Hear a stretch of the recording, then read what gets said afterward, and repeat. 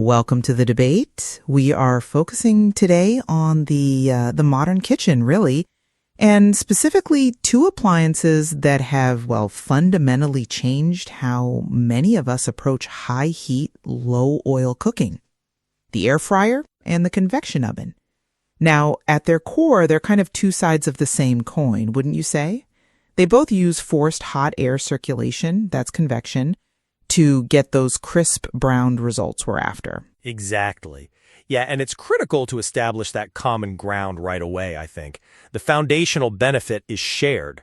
They both let us significantly cut down on fat compared to, traditional deep frying, much healthier alternatives.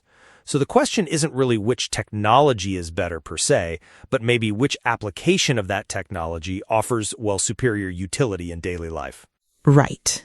Exactly. Our source material definitely confirms that foundational similarity. But the central question we need to tackle is this: does the air fryer's maximized efficiency, its speed, and its incredibly compact energy usage, which is optimized specifically for those quick daily cooking jobs, does that represent a superior, more modern adaptation of convection? Or does the convection oven's inherent capacity and its overall versatility make it the true essential, the utility-maximizing appliance for a functional kitchen? My position is that the air fryer's maximized efficiency and speed make it pretty much indispensable for most common modern cooking tasks. I come at it from a slightly different angle. While I definitely acknowledge the appeal of speed and efficiency, I'd argue that utility has to be judged by the capacity to handle all the necessary culinary demands. The convection oven offers a critical scale and functional breadth, which is just a necessity for handling complex meals, larger capacities, that the hyper-specialized air fryer simply cannot replicate. I mean, a machine that can't properly bake bread, is it really a kitchen workhorse? Okay, let's start right there with that claim of necessity versus optimization. The core argument for the air fryer, as I see it, is that it represents a superior engineering choice by maximizing efficiency across three key areas: speed, energy use, and heat concentration. It's built for the way most people actually eat now. Okay, tell me about the numbers then, the ones that support this claim of superior efficiency. Because, frankly, both ovens use convection heating. Where's the big difference? Well, the numbers are pretty decisive, especially when you look at high-frequency, everyday usage. The air fryer, mainly because of its incredibly compact chamber, it's just notably faster.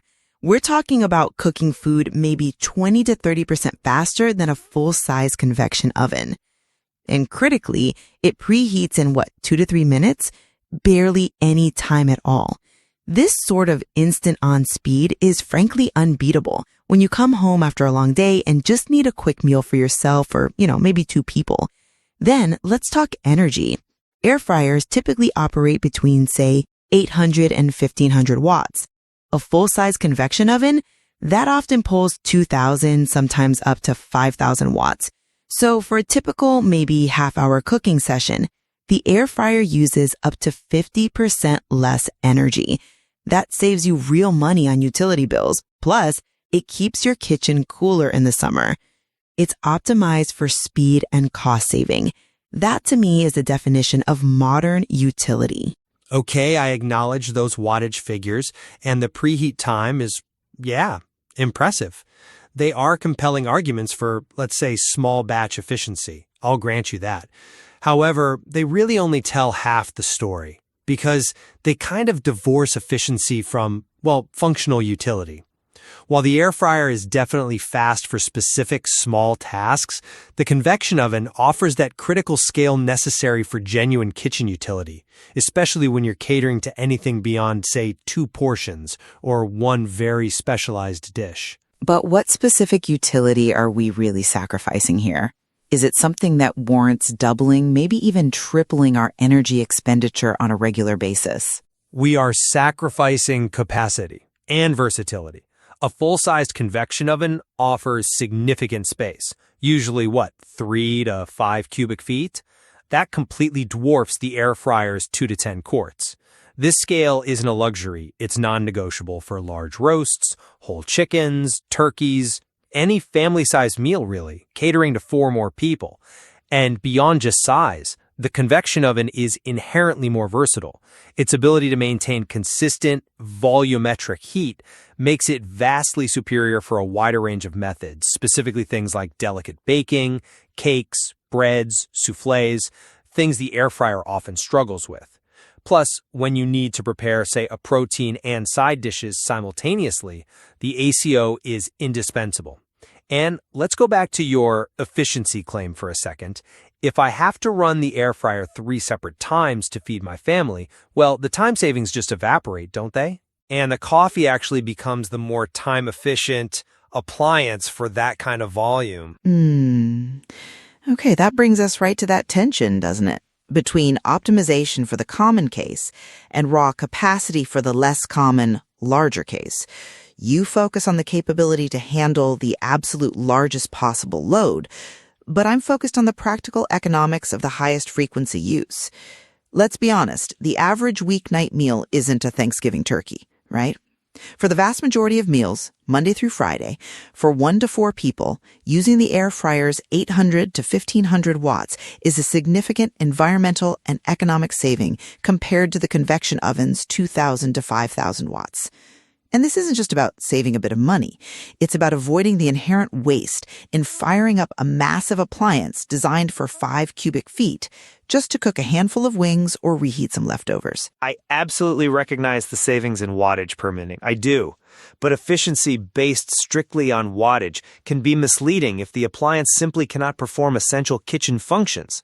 Look, that's a compelling argument, but have you considered the simple necessity of handling family-sized meals or, entertaining guests? The moment a proper roast is required, or I'm trying to prepare multiple side dishes for even a casual get-together, the air fryer often fails completely. It just can't do it. So I'm forced to use the high-wattage convection oven anyway. This means the CO possesses a kind of foundational utility that the AF fundamentally lacks.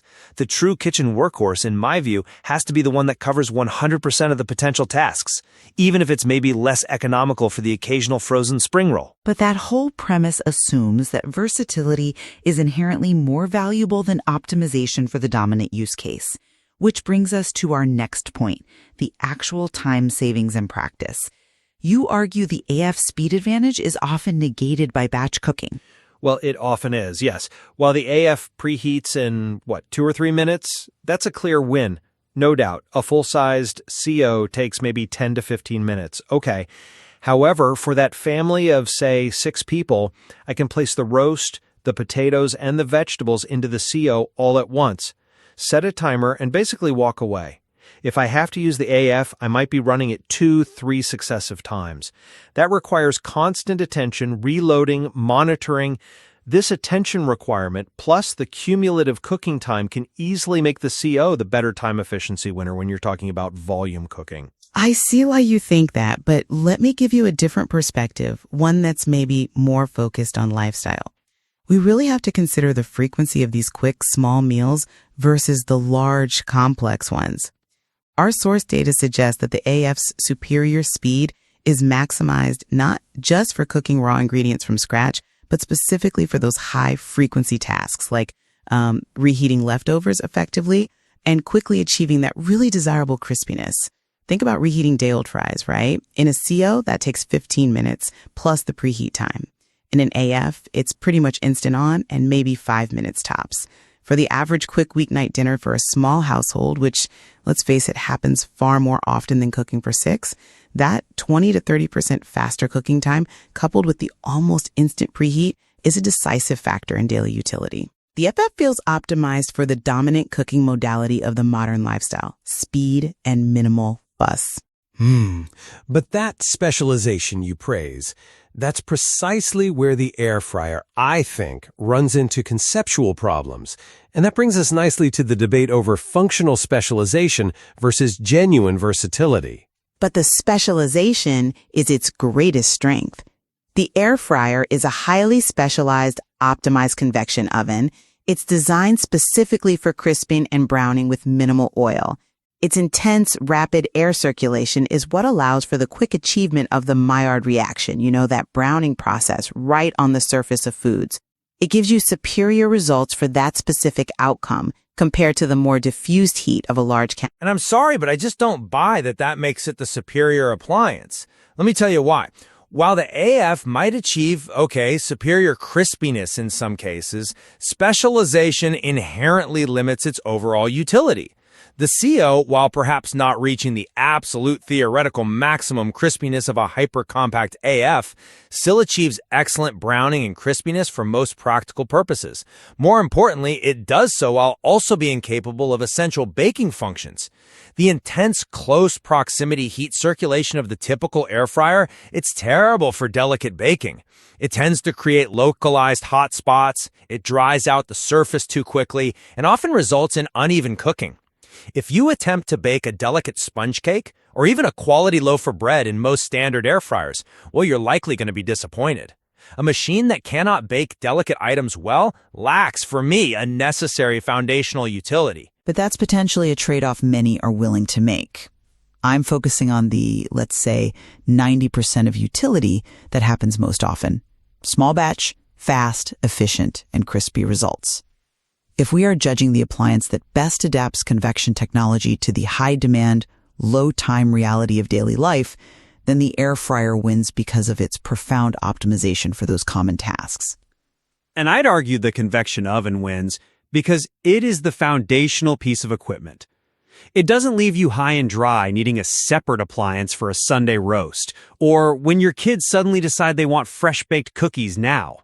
Utility, true utility, is about having the necessary tool available when the task actually requires it, not just when the task happens to be small and quick. The CO is the true multi-purpose machine that sacrifices perhaps a tiny fraction of peak crisping performance for a 100% functional range. Okay, so to summarize my perspective, the air fryer really represents the modern, smart evolution of convection cooking.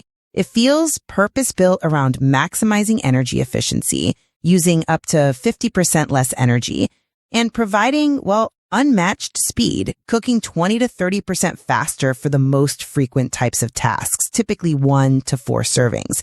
Its optimization for crispiness and sheer speed makes it the indispensable practical tool for today's lifestyle. For how many people actually cook day to day? And my summary is essentially this. The convection oven remains the superior foundational appliance precisely because of its maximum versatility and critical capacity. It can cook multiple dishes simultaneously, it can handle large family meals and entertaining, and it performs essential baking and roasting tasks that the air fryer simply cannot reliably touch. This broader functional utility proves its greater overall value and confirms its role as the essential kitchen workhorse, despite, yes, longer preheating times and slightly higher wattage use for those smaller, quicker tasks. So, it's clear, isn't it? Both appliances rely on the exact same fundamental technology. They're optimized for different scales, different priorities, different lifestyles, perhaps? Absolutely. Ultimately, the choice between them really comes down to whether an individual prioritizes the speed and efficiency needed for the daily grind or the essential versatility required for more complex or larger scale culinary tasks. And, the source material, perhaps wisely, does suggest that the ideal solution for maximum flexibility might in fact be having both appliances available. Leaving us, as always, with much more to explore in the material.